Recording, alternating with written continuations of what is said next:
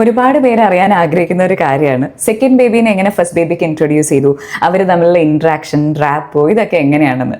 നമ്മുടെ കേസിൽ ഞാൻ സെക്കൻഡ് ടൈം പ്രഗ്നൻ്റ് ആയപ്പോൾ തന്നെ ഞങ്ങൾ ആത്മജയോട് പറഞ്ഞിരുന്നു ആത്മജയ്ക്ക് കൂട്ടായിട്ട് കളിക്കാൻ വേണ്ടിയിട്ട് ഒരു ബേബി വരുന്നുണ്ട്. അപ്പോൾ ആത്മജ ഇടയ്ക്കിടയ്ക്ക് വയറ്റിൽ വന്ന് സംസാരിക്കും, തലോടും, അങ്ങനെയൊക്കെ നമ്മൾ പ്രിപ്പയർ ചെയ്ത് എടുത്തിരുന്നെങ്കിൽ കൂടെ ഡെലിവറിക്ക് ശേഷം ഒരു 2 ആഴ്ച ആൾക്ക് നല്ല ബുദ്ധിമുട്ടുണ്ടായിരുന്നു. പക്ഷേ ഞങ്ങളത് നല്ല രീതിയിൽ മാനേജ് ചെയ്തു. ഒരുമിച്ച് തന്നെ രണ്ടുപേരെയും കൊണ്ടുപോകാൻ ശ്രമിച്ചു. അതിൻ്റെ ഭാഗമായിട്ട് ഇപ്പോൾ ഈവൻ ഹോം ബേബിക്ക് ഫീഡ് ചെയ്യുന്ന സമയത്ത് ആത്മജ വന്ന് പാല് വയ്ക്കുകയാണെങ്കിൽ നമ്മൾ ആത്മജയ്ക്കും ഫീഡ് ചെയ്യും. അങ്ങനെ രണ്ടുപേരെയും ഒരുമിച്ച് മാനേജ് ചെയ്ത് കൊണ്ടുപോയതുകൊണ്ട് അവർ തമ്മിലിപ്പോൾ നല്ല റാപ്പോ ആണ്. ഭാഗ്യത്തിന് ആ സമയത്ത് എനിക്ക് നല്ല മിൽക്ക് സപ്ലൈ ഉണ്ടായിരുന്നെങ്കിലും സപ്പോർട്ടിനായിട്ട് ഞാൻ കഴിച്ചതാണ് മൈലോയുടെ ഈ ലാക്ടോമമ്മ. ഫീഡിങ് മദേഴ്സിന് വളരെ ഹെൽപ്ഫുൾ ആയിരിക്കും. കാരണം മിൽക്ക് സപ്ലൈ കൂട്ടാനും എനർജി ബൂസ്റ്റപ്പ് ചെയ്യാനൊക്കെ ഒരുപാട് സഹായിക്കും. ഇതിലാണെങ്കിൽ ശതാവരി, പാലക്, സോവ, മുരിങ്ങ ഇങ്ങനത്തെ നാച്ചുറൽ ഹെർബ്സ് ആണുള്ളത്. പിന്നെ ഉണ്ടാക്കാനും വളരെ സിമ്പിളാണ്.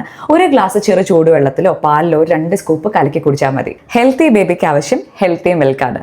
സോ ലാക്ടേഷൻ സപ്ലിമെന്റ്സ് ആവശ്യമുള്ളവർക്ക് മൈലോയുടെ ആപ്പിലും വെബ്സൈറ്റിലും ആമസോണിലും ഫ്ലിപ്കാർട്ടിലൊക്കെ അവൈലബിൾ ആണ്. സെക്കൻഡ് ബേബിക്ക് വെയിറ്റ് ചെയ്യുന്നവർ ഇതൊന്ന് ട്രൈ ചെയ്ത് നോക്കുക. രണ്ടുപേരെയും മാറ്റി നിർത്താതെ ചേർത്ത് പിടിക്കുക.